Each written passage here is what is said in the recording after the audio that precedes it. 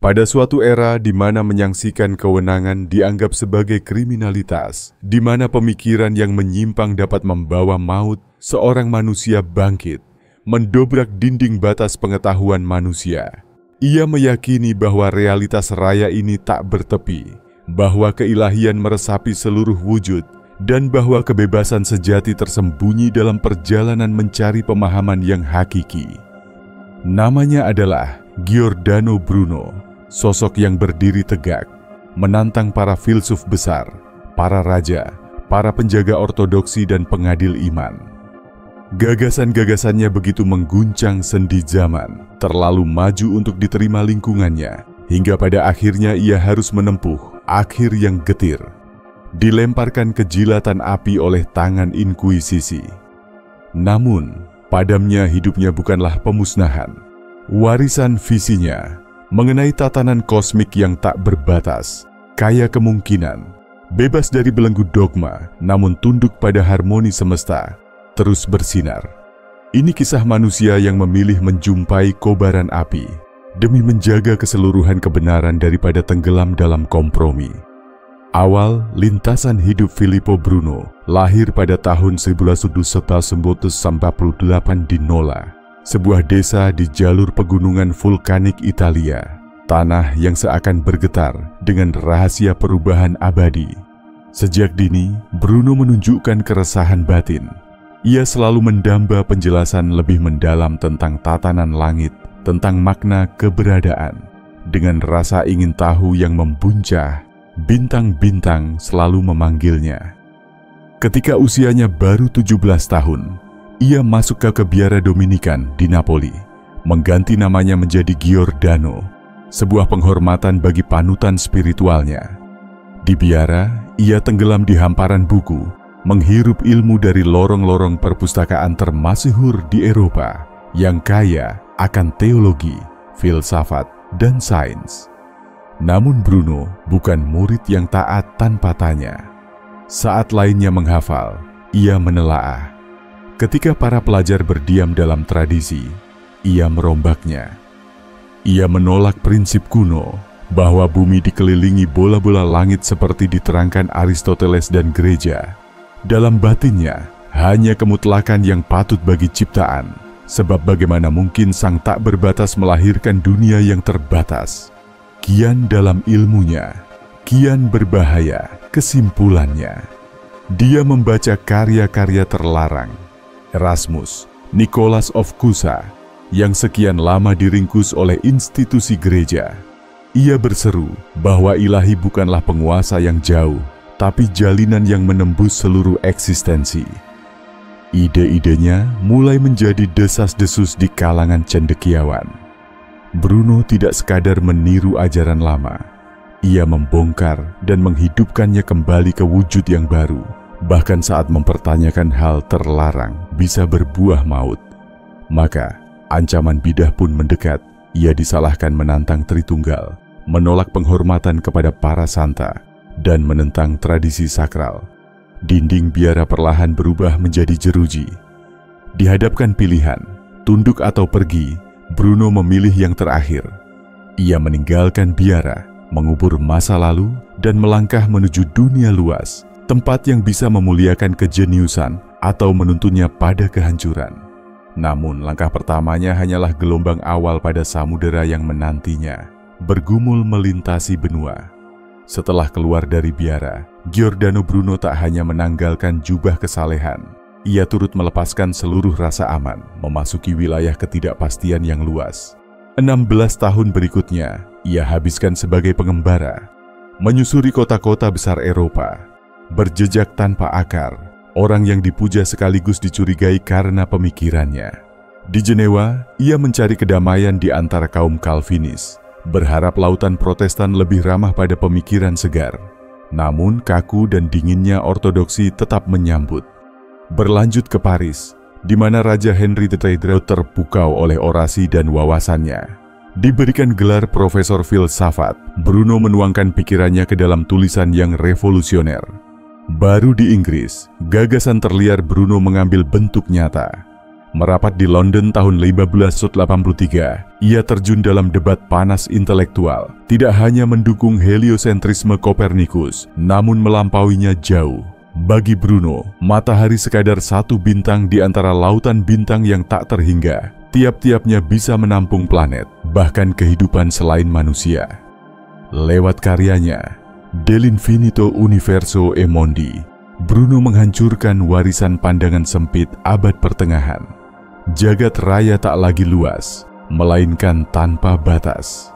Bintang-bintang, jauh dari sekadar perhiasan langit, adalah matahari bagi realita lain yang juga berlimpah rahasia. Bumi tidak lagi pusat segalanya. Di luar sana, dunia-dunia lain menanti, jumlahnya tak terhitung.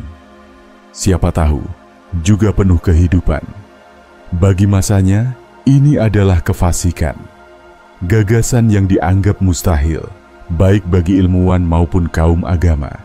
Tapi Bruno tak sekadar mengusung astronomi. Fondasi filosofinya teramat mistis, spiritual, dan penuh kedalaman pribadi. Baginya, ilahi bukanlah penguasa yang asing. Ketuhanan menembus seluruh ciptaan. Semesta adalah cermin sang roh universal. Filosofi ini memisahkannya dari para pemikir lain. Bahkan Galileo yang kelak menentang inkuisisi tak sanggup menyentuh keberanian ide Bruno tentang realitas tanpa batas. Bruno berjalan tanpa gentar. Ia menantang dogma, mencela kepatuhan buta dan membela hak setiap jiwa untuk mengejar pengetahuan tanpa kekangan. Jiwa pemberontaknya menyebarkan benih permusuhan, namun juga menaburkan jejak-jejak pengikut, serta musuh baru. Ketika pengaruhnya menyebar ke seluruh Eropa, vonis hidupnya pun tampak semakin jelas. Pada tahun 1192, ia dipanggil pulang ke Italia dengan janji keselamatan dan peluang adil untuk mempertahankan pikiran-pikirannya. Ternyata semua itu hanya jebakan. Begitu tiba di Venesia, Bruno ditangkap oleh inkuisisi. Proses pengadilan gelap pun dibuka. Teguh di jalur kebenaran dalam kurungan dan ancaman, Bruno tidak goyah. Ia tahu konsekuensi, namun tetap bersikukuh pada kebenaran yang diyakininya. Harga hidup tak sebanding dengan pengkhianatan terhadap pengetahuan. Penahanannya di Venesia hanyalah permulaan. Tuduhan kini semakin gamblang, menyorot pemberontakannya terhadap ajaran gereja. Ia menyangkal keterbatasan dunia menurut dogma gereja. Ia meyakini keberadaan planet dan bentuk kehidupan lain di luar bumi. Ia mempertegas keyakinan Tuhan bersemayam dalam setiap sudut realitas. Tahun 1193, ia dipindahkan ke Roma menghadapi birokrasi inkuisisi yang dikenal kejam. 8 tahun, ia menjalani pengadilan, salah satu proses penentangan terpanjang yang pernah terjadi pada masa itu. Ia dituduh merobohkan tiang ajaran Katolik, Trinitas. Bagi Bruno, keilahian hadir di setiap helai wujud, bukan satu bentuk mutlak. Keperawanan Maria, ia menyoal mukjizat dan mengedepankan hukum ilahi sebagai sesuatu yang alami, bukan luar biasa. Penghakiman terakhir, Bruno memandang eksistensi sebagai siklus abadi, bukan suatu penetapan yang tunggal. Namun, dosa terbesarnya di mata penegak kepercayaan adalah usahanya membuka cakrawala tentang tak berujungnya alam semesta. Jika realitas kosmis tak bertepi, jika bintang lain punya planet seperti bumi, jika kehidupan berkembang di banyak dunia, maka bumi bukan pusat rancang ilahi, manusia bukan lakon utama ciptaan, dan mereka yang mengatasnamakan otoritas agama kehilangan sandaran. Bagi para inkuisitor, pemikiran ini adalah pengkhianatan mutlak. Mereka mengultimatum Bruno untuk mencabut pengakuannya. Ancaman, siksaan, dan iming-iming pengampunan silih berganti. Tapi Bruno tak berpaling. Baginya, kebenaran sudah melampaui batas rasa takut. Menjelang ajal, Bruno berkata, "Mungkin kalian mengumumkan keputusan ini dalam ketakutan yang lebih dalam dibandingkan ketakutanku menerima nasib ini." Kata-kata itu menjadi simbol abadi, tanda perlawanannya kepada institusi kediktatoran rohani. Pada 8 Februari 1800, hukuman dijatuhkan. Giordano Bruno menghadapi vonis maut. Api tidak pernah membakar gagasan.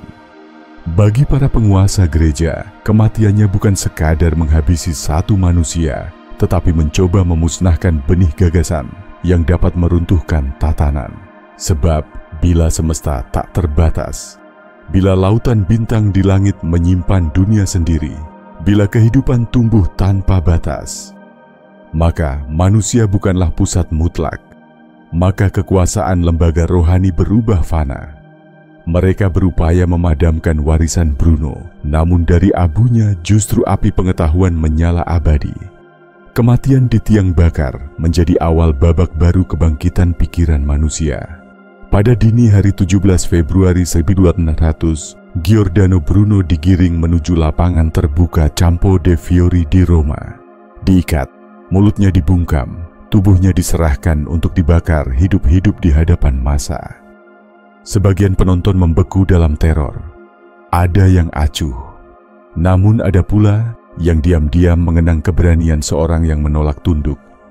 Tak ada permohonan ampun terdengar, suaranya dibungkam oleh alat besi. Namun Bruno tidak merengek. Ia tidak gentar. Api mulai membungkus tubuhnya, namun tak pernah mampu menjamah cita-citanya. Bagi Inkuisisi, ini dimaksudkan sebagai teror, peringatan bagi siapapun yang berani menantang batas. Tapi sejarah membaliknya. Dari abu itu lahir ikon perjuangan, simbol keteguhan hati, bukti bahwa api tak pernah sanggup membakar mimpi-mimpi manusia akan pengetahuan. Giordano Bruno musnah secara fisik, namun imajinasi dan visinya menerangi dunia masa depan. Jejak abadi dalam sejarah, berabad-abad nama Giordano Bruno hampir hilang, dihapus dari catatan sejarah, disembunyikan dari generasi ke generasi. Tetapi alam raya yang ia lukiskan tanpa ujung, penuh kemungkinan, melewati sekat zamannya, tak bisa diasingkan. Pemikirannya mengalir ke benak ilmuwan, filosof, dan perebut makna kebenaran sepanjang zaman. Baru lebih dari 200 tahun kemudian, tahun 1849, berdirilah patung perunggu di jantung Campo dei Fiori, tepat di bekas tiang pembakaran. Kini, sosoknya berdiri kokoh, menantang cakrawala sebagai peringatan abadi bahwa tak satu pun api, institusi, atau putaran sejarah mampu menghapus jejak pencarian kebenaran sejati. Pengorbanan dirinya tak berakhir sia-sia. Pembunuhnya hanya dapat menghancurkan tubuh, bukan pikiran dan warisan spiritualitasnya. Gagasan tentang semesta tanpa batas, tentang pencarian hakiki, terus berlanjut. Kisah Giordano Bruno bukan sekadar luka masa lalu, melainkan pesan abadi, sekaligus undangan refleksi. Ia adalah pengingat. Sampai detik ini, pemikiran yang berani selalu menghadapi gelombang perlawanan, sensor, dan penindasan. Namun ia juga inspirasi bahwa memperjuangkan pengetahuan, walau nyawa jadi taruhan, adalah kemenangan terbesar jiwa manusia. Kini, pertanyaan berpulang pada kita. Ketika dunia menuntut kesunyian, mampukah kita berdiri dan membela seperti Bruno dulu? Sebab, pada akhirnya, hanya ide yang layak diperjuangkan hingga tuntas yang akan melewati ujian zaman. Jika kisah ini mengetuk ruang batin Anda, sampaikan pendapat di kolom komentar. Apakah Giordano Bruno seorang visioner sejati atau sekadar pembangkang? Apakah Anda percaya alam semesta ini tak berbatas sebagai keyakinannya? Dan siapa lagi tokoh-tokoh tersembunyi yang seharusnya kita kenang bersama? Untuk Anda yang ingin menelusuri lebih banyak misteri, sejarah tersembunyi, dan serpihan hikmah esoteris, jangan lupa berlangganan, karena kisah kita baru saja dimulai. Terima kasih telah menyimak.